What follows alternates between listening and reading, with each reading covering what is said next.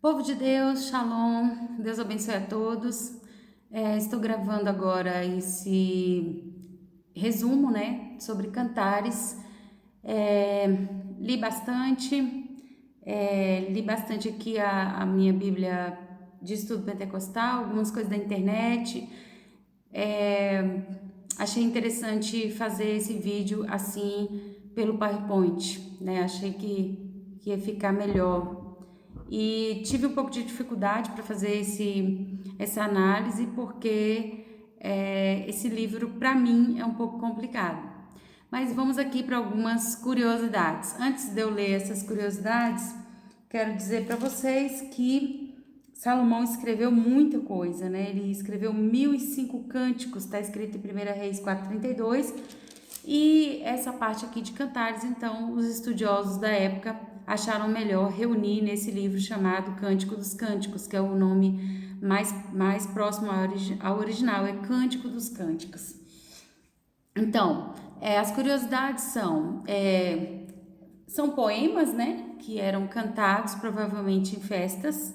O livro não fala o nome de Deus, a gente sabe que lá em Esther também não fala, no livro de Esther, não fala também o nome de Deus, mas fala de jejum, né, fala de buscar uma solução, e eles tiveram uma grande solução ali divina, apesar de que não está escrito o nome de Deus.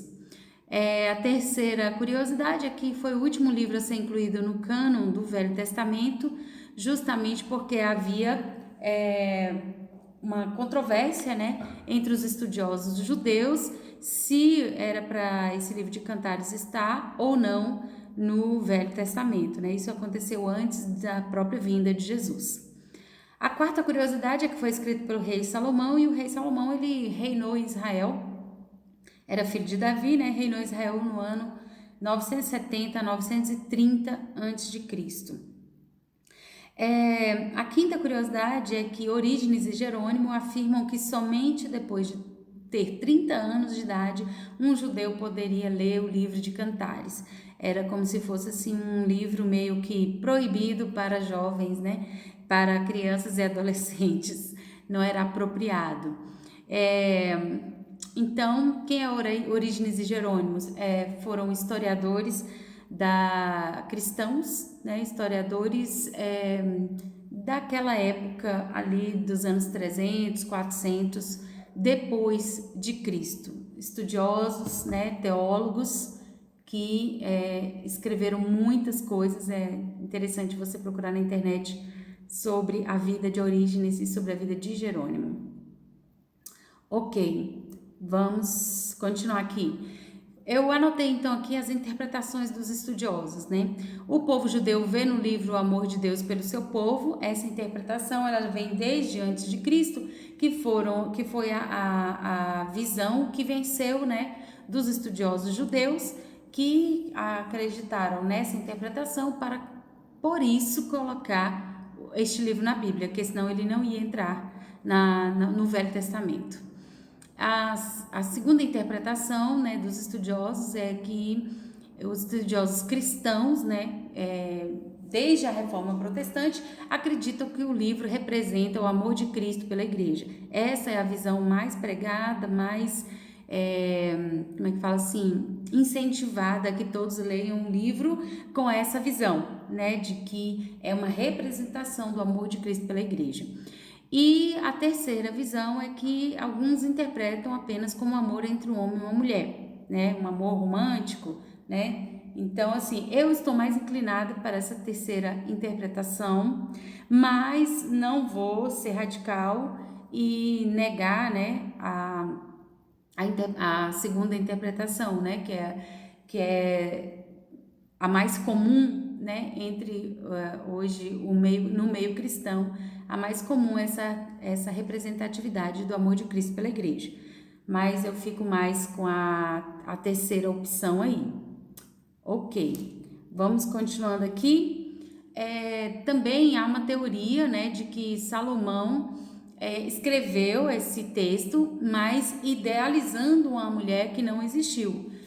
Há essa teoria, e a teoria diz que os nomes deles são, né, iguais, Salomão e Sulamita significam pais e pacíficos, e já pela origem de cada nome, podemos argumentar que Sulamita de fato...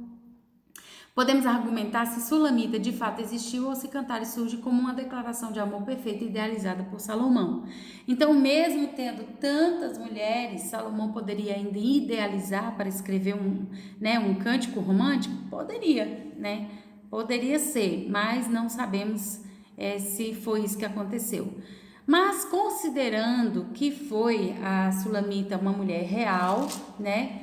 Muitos estudiosos falam que a Sulamita e Salomão, nessa situação que está escrita aqui, foi algo que aconteceu na juventude de Salomão, que ele ainda não era, né, tão polígamo, né?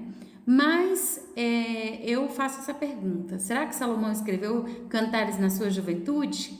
Muitos estudiosos dizem que sim, mas o capítulo 6, 8 fala algo muito aqui instigante, né? Que fala assim: 60 são as rainhas e 80 as concubinas.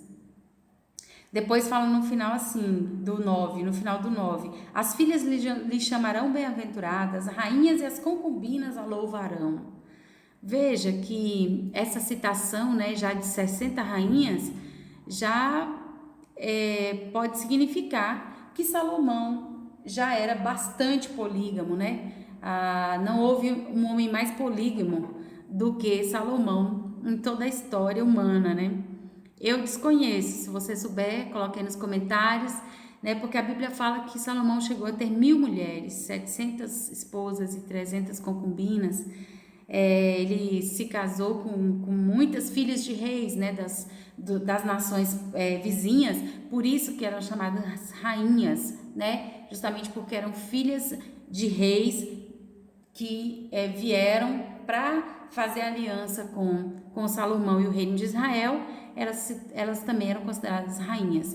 E a Bíblia nem fala qual seria a rainha principal, né, de Salomão. Não é citada essa principal, né, de tantas mulheres, né, que esse homem tinha.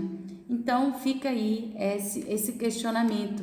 Mas isso não é motivo para a gente não ler Cantares, né? Eu leio todas as vezes que eu vou ler a Bíblia toda e sem me preocupar muito, né, com se a interpretação é A ou B. Então, eu quero destacar aqui algumas coisas, alguns elogios, né? 1:8, a mais formosa entre as mulheres. 2:3, qual a macieira entre as árvores do bosque, tal é o meu amado. 4:1, eis que és formosa, meu amor, eis que és formosa, os teus olhos são como as das pombas entre as tuas tranças. Lembrando, né, que naquela época as alegorias, né, as metáforas eram feitas principalmente com comparações com a beleza dos animais, com a beleza da flora, das flores, né? Então, essa era uma forma de elogio, né, daquela época. Talvez hoje não se encaixa muito, né? Então, você tem que ver aí com a sua criatividade outras formas de elogiar o seu marido, a sua esposa, ok? Então, assim, fica aqui o meu resumo, a minha meditação sobre Cantares, e que Deus abençoe a sua vida e continue lendo a palavra de Deus, porque sempre você vai ser edificado. Amém? Um abraço.